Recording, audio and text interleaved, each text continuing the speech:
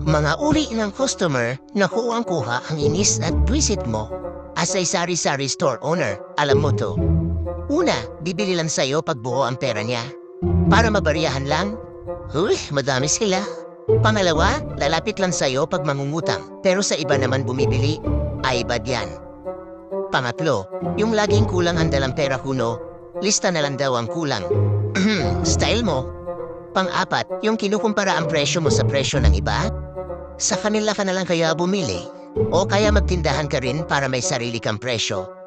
At panglima, yung akala mo nag-grocery. Daming tinuro pero ang ending, palista pala. Yung ibubuhat sa'yo, takuha ng ganito, takuha ng ganyan. Akala mo may pinatago? Feeling entitled? Feeling close? At bago ko tapusin ang videong to, wag po kayo tamaan, pang-content lang po ito. Baka hindi na kayo bumili.